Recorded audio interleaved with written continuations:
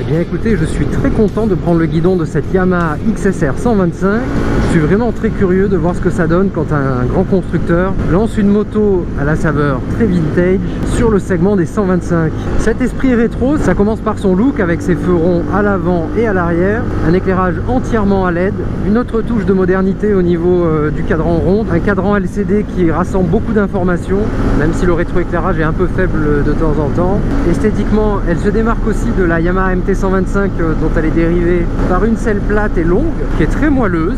Et donc cette Yamaha XSR 125 est disponible en 3 coloris, noir, rouge comme celle-ci ou le jaune historique de Yamaha, qui je trouve est le plus beau coloris des trois. Et si vous voulez rajouter une couche pour vous démarquer, vous pouvez signer pour l'un des deux packs. Vous avez le pack Street qui rajoute voilà, bon, 2-3 accessoires, c'est pas forcément le plus exceptionnel, ou le pack Racer qui là rend cette moto encore plus singulière. Quand on est au guidon, on est vraiment très bien installé. Ce guidon, il est d'ailleurs assez large, un peu relevé, il invite à la balade, c'est raccord avec la selle, vous avez les pieds légèrement en arrière, c'est une position de conduite très relaxe. Elle a une bonne tête et en plus elle est facile. Le point de patinage de l'embrayage est assez bas. Bon, les leviers sont pas réglables, mais vous trouvez le point de patinage très facilement. Pareil, au pied gauche, la boîte verrouille bien. Elle est très souple et douce. Voilà, c'est une moto accessible à tous. Elle est pour chipoter. On peut dire que ce réservoir bombé a l'esthétique assez de soigné avec sa trappe en alu. Il est tellement bombé qu'il écarte légèrement les genoux. Voilà, bon, c'est pas grand chose. Côté moteur, on retrouve le bloc de la MT-125 qui, pour rappel, est un 124 cm3, 4 soupapes, refroidissement liquide bien sûr, homologué Euro 5 avec la puissance maximale de la catégorie, 15 chevaux, ici délivré à 10 000 tours minute. En couple, vous avez 11,5 Nm à 8 000 tours minute, sachant que le système VVA de la distribution variable se déclenche à 7400 tours minute. Ce bloc moderne est très volontaire, il est élastique je trouve. La distribution variable contribue beaucoup à cela. Il est aussi très silencieux, peut-être un peu trop, même si sa tonalité change dans les hauts régimes au profit d'une sonorité un peu plus métallique. On prendra quand même du plaisir à la cravacher. Les 4 premiers rapports de la boîte 6 sont assez courts, ça s'allonge ensuite sur la 5e et la 6e.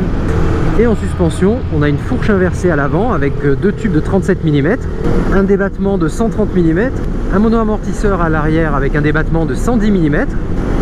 Ce duo signé Kayaba est à mon sens assez sec, selle moelleuse, amortisseur un peu sec, pourquoi pas. Il ne faudra pas prendre les nids de poule en ville. Mais sur le réseau secondaire, vous apprécierez son comportement routier du coup. Elle est très saine, on se surprend à apprécier d'enchaîner les petits virages. Ça s'écrase pas du tout, hein, du coup, avec ses amortisseurs. Ça se désunit pas. On a 2 roues de 17 pouces avec des pneus signés IRC.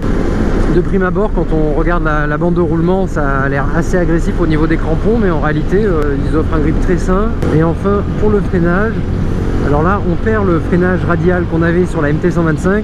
On a à la place un étrier à montage axial sur un disque de 267 mm à l'avant. Il y a quand même du mordant, c'est très facile à doser, c'est largement suffisant pour freiner efficacement les 140 kg tout plein fait de cette moto. Par contre, pour l'arrière, je trouve que la pédale est un peu trop souple et qu'elle réagit assez tard, ce qui fait que vous appuyez fort dessus. Dans ces conditions très humides, on a tendance à déclencher l'ABS un peu trop facilement. Au final, cette Yamaha XSR 125, est-ce qu'elle vaut le coup? Est-ce qu'on a envie de rajouter un petit peu plus pour passer d'une moto 125 rétro très abordable à cette moto fournie par un grand constructeur? Eh bien clairement oui, elle est affichée à 4 599 €. Ça fait rajouter un peu par rapport aux motos les moins chères, mais vous en avez pour votre argent. Sinon, qu'est-ce qu'on a en face? En plus cher, vous avez la Husqvarna Svartbilen 125 qui est aussi mieux finie, mais bon voilà, c'est une moto qui fait plus de 5 000 €. Légèrement plus cher que la XSR 125, vous avez la CB 125R de chez Honda. C'est moins rétro, moins vintage dans l'approche. Vous avez aussi tiens, la FB Mondial HPS 125 version ABS. Alors là, celle-ci elle est exotique, elle est un peu moins chère aussi. La Yamaha XSR 125, ce sera sans doute plus facile pour la revente. Sur ce, je vous invite à consulter l'article complet sur motoservice.com, sur Motor Live sur YouTube. Abonnez-vous, mettez la cloche, des pouces en l'air et à bientôt.